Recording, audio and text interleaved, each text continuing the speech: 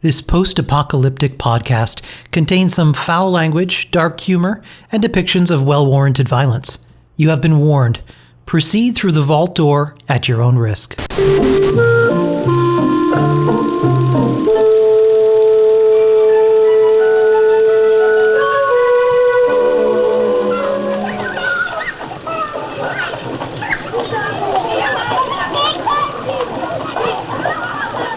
Has this ever happened to you?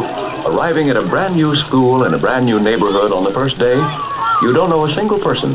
You want to get acquainted, but you don't quite know how to go about it. You decide to wait a while and see what happens. Hey, there's a new boy. Uh-oh. Hi, you're new here, aren't you? Remember the last school? Maybe these three are here to pick a fight. You have to be careful.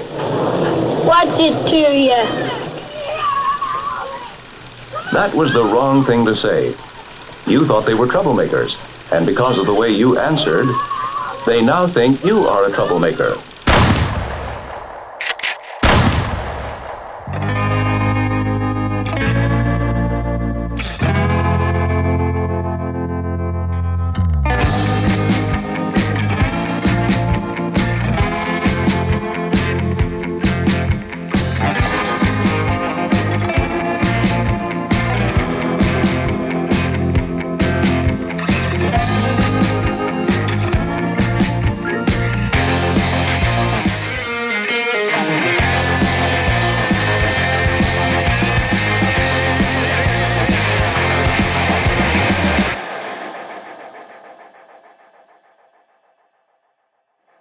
I shot Chad in the face today. Beautiful weather. Outlook is promising.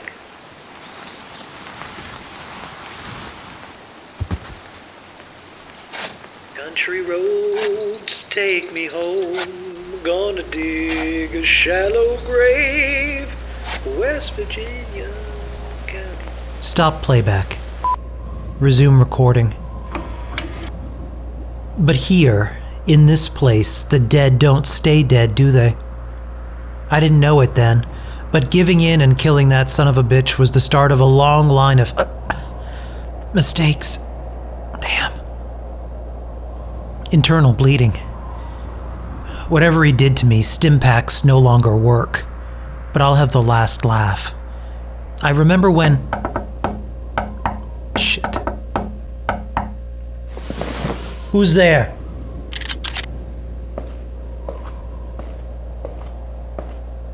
Special delivery and an insultogram. By the way, your mother's a whore. Yeah, that's real original, tough guy. Who's it from? Look, buddy, I just deliver the packages and sing the message. Don't bust my balls. I'm opening the door. Any funny business and I'll turn you into a toaster. Oh, that's a good one.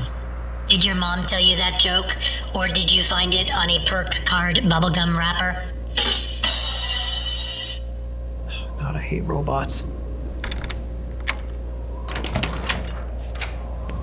What's in the box?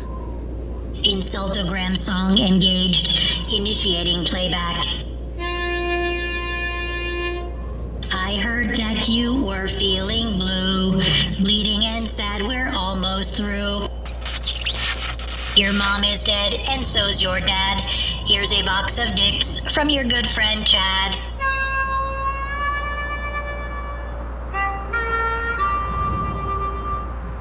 Insultogram has been delivered. Have a miserable day.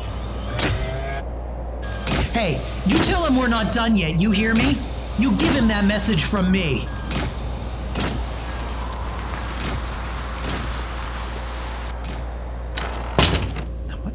What even is this?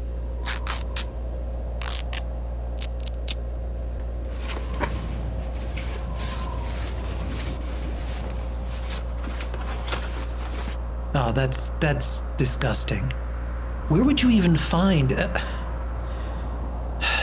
Just a few more hours, and this will be all over. Keep it together, Simon.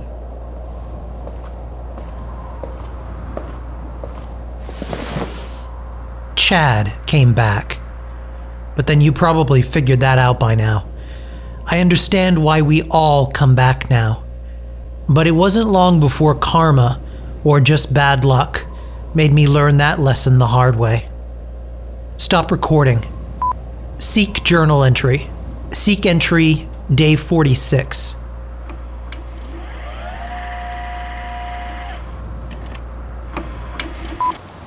Appalachia, day 46. 68 degrees Fahrenheit and hazy. I slept terribly. It was a nightmarish and restless sleep. I dreamt of people I do not know sleeping in my bed and posing for pictures in my house. Strangers crouching over my sleeping form and teabagging me while I floated in a dark void. I awoke this morning parched and miserable. The food situation is getting dire. Breakfast this morning consisted of sucking the last glucose-covered sugar bomb flakes out of that t-shirt I found in a trash can in Grafton. I also found some bobby pins, a paper cup, and a wrench in there, none of which were helpful. I stashed a few containers of cram for safekeeping in the can before leaving the area. I must find a steady supply of food, and soon. After repairing my blown-out walls, I'll set out this afternoon to try and find Chad's camp, to reclaim some of the supplies that started going missing soon after he arrived. On the way, I'll pass his grave. Well, I say grave. Anyway, my bigger concern is an unexpected development. Glancing at my Pip-Boy this morning, I noticed that it has begun broadcasting my position region-wide. It appears that someone or something has placed a bounty on me. Me. I attempted to gain access to the interior of the Pip-Boy, but this thing is practically impregnable. I can't open the casing with any means I have to try and disable this broadcasting signal. I've heard tales of Vault-Tech's experimental vaults, but who on earth could have seen what I did? Who could have known? We were alone, weren't we? Weren't we? He's gone. He's fucking gone. The grave. Empty. It can't be scavengers. I looked carefully, and I couldn't see any tracks in the area. None. That rules out any sort of wildlife dragging him off somewhere. He was dead. Chad was dead. I put 2 rounds into his head. He had no head left. Stone cold dead. It's almost as if some unholy force resurrected him. But that doesn't make any sense. He was dead. Appalachia. Day 46 continued. I chugged a few bottles of beer. Calmer now. I'm buzzed, but I can think clearer. I made it to Grafton late this afternoon, and the trash can I stashed my cram in was completely empty. On the return trip, on a whim, I began searching for Chad's camp. Spotting some light about a half-mile from my camp, I crouched and crept up, unsure if death would be awaiting me. There was no sign of anything having been disturbed. My supplies weren't there, but I did find a single stim pack, a few canned coffees, and a paper bag with a scrawled note inside. It was a map and coordinates to a nearby diner with a fully functioning food dispenser. Chad must have been planning on ransacking it but didn't get the chance. I shall strike out tomorrow morning in search of much-needed food. The sky is growing dark in the west.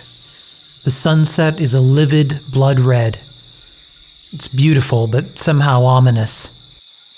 The empty trash can. The empty grave. Appalachia, day 47, 62 degrees Fahrenheit, and hungry. It's pie. A perfectly preserved piece of pie. Not irradiated or spoiled or found obscenely and impossibly in the folds of skin on a mole rat. A piece of delicate pie with flawless pink frosting. While the machine appears functional, it employs a Machiavellian tension arm. I'm on my 8th hour attempting to retrieve this pie, but it's just a matter of time. Oh man, I can practically taste that pie now. It reminds me of Mom. Appalachia, day 51. It's there. It's right there. Pie. Why won't you grab it? Are you broken? Are you taunting me? I want the pie, please. I'm so hungry. Ate some raw mole rat meat. Radworms now. Fuck Chad.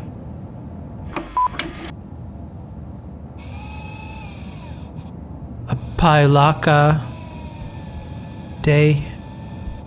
What day is pie? Pie, pea, pie, po, pum. Please, won't you pie, please? So tired.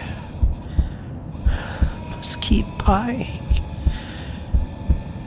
The health low. Tired.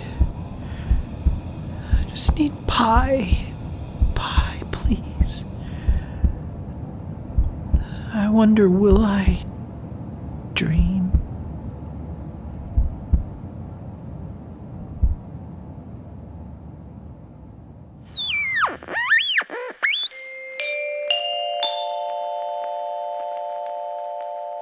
Honey, I'm home. I'm in the kitchen, Jim. Say, what's that amazing aroma? Why, it's my plump and delicious pie. Ooh, gee whiz, Susan, that's one moist-looking pie. But what's the occasion? Well, Jim, lately I've noticed you sneaking next door every time Miss Robbins takes her pie out. But Susan... A man should eat pie in his own home, served up piping hot. Here, try this. Oh, heavenly days, McGee. Look at all those plump and flaky layers. What's your secret? A lady never talks about her pie, Jim. Just try a bite. Oh, mouthwater tastes incredible. It's just perfect. Just one juicy bite, and even the neighbors won't stop eating my pie. Wait till the fellas down at the office hear about this. I have enough pie for all of them, Jim. Invite them over tomorrow evening. I'll make sure you land that big promotion. Oh, Susan. Yes, Jim. Your pie is perfect. Yes, I know. And ladies, between you and me, the secret is all in the box. Ask your grocer for new perfectly preserved pie mix from Whamco.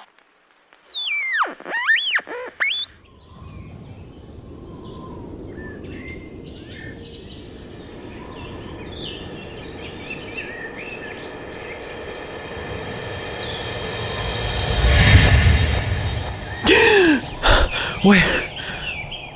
How the hell did I get here?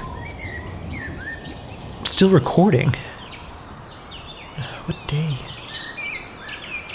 Appalachia day 53? So, not dead, I guess. I feel revitalized.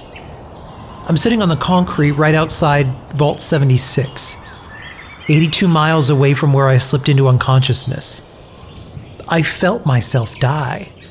No light, no tunnel, just a store with cheery elevator music and overpriced attire and custom paints for my clothing and items in my home, pictures and portraits. It was dark and terrible. Now I'm alive again. No, really, what the Appalachia day 55. After 2 days of walking and filled with unanswered questions, I returned to the diner where I gasped my last breath. In the spot where my life ebbed away was a simple paper lunch bag. The pie was gone. Opening the paper bag, I found impossibly over 200 pounds of scrap metal. I kept pulling it out and pulling it out. It's a perverse and impossible distortion of all known laws of physics. Since Reclamation Day, I have seen floating heads, former vault dwellers gliding across the ground as if riding an invisible bicycle, levitating trash cans. I heard dogs barking in my ears, babies crying, and potato chips being eaten, noises from an undetermined source. But this is the equivalent of a dumpster bin of junk stuffed into a 6x10-inch paper lunch bag. My head hurts. Appalachia, day 58. 71 degrees Fahrenheit, clear and bright. Back at camp, finally. A bounty still on my head. It's been weeks now, and there's been no sign of my friends Jake or Amada. Frustratingly, I've seen other members of the vault scattered throughout the state. My attempts at contacting them have been wrought with irritation.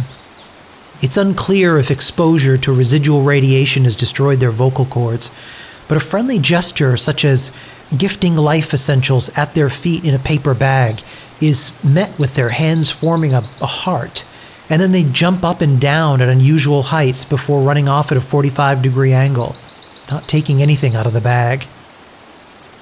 My attempts to form both family and community for ensured mutual survival continue. Appalachia, day 59, 68 degrees Fahrenheit and rainy.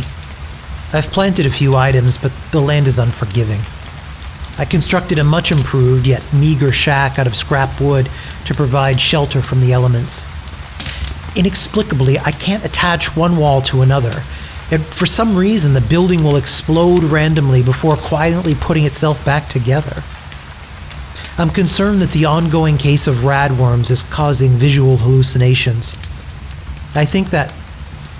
Hey! Oh, hey! No, I'm just recording a journal. Grab a seat by the fire. I'm just heating up some dog food. You're welcome too. Hang on, let me just shut this off. Back at the goddamned vault, day 60. A visitor had stopped by my camp yesterday evening. For a brief moment, I felt that this isolation would finally end. However, after sharing a meal, he proceeded to punch me in the face and groin violently and repeatedly until I lost consciousness. I'm back outside 76, again. I left a bag of my stool at the entrance and will spend the next 2 days walking back to my camp. I am, however, bounty-free. Way back on July 16th, 1945, one of the fathers of the atomic age, Robert J. Oppenheimer, watched in wonder as the first atomic test lit up the sky and changed the world. He's said to have whispered something that's always been a haunting quote of mine. Now I am become death, the destroyer of worlds. I intend to find tactical nuclear devices as soon as possible and turn this entire place into glass.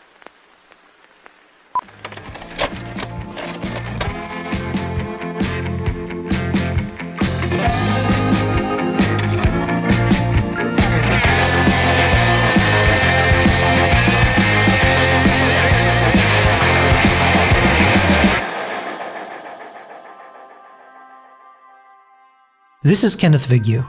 Before we close this episode, I want to give you a number, 5,000. As of this airing, over 5,000 people listened to the first podcast about a struggling hero named Simon and his dogged arch rival Chad. I've never done a podcast before or an audio production of any kind, so the response has been amazing. The cost of production is 100% out of pocket, and with some urging, I have set up a Patreon page for those of you who would like to help me out a little, but there is no obligation to do so. 2 amazing people have done so far, Amy Quintard and Ian Prickett. A humble thank you. By the time you hear this, episode 3 will be in production, and I'm going ahead with a full season of stories for you. As long as you're listening, I'll keep spinning tales. Follow us on Facebook, and please show your love with likes, shares, and comments. I'll see you in the wasteland.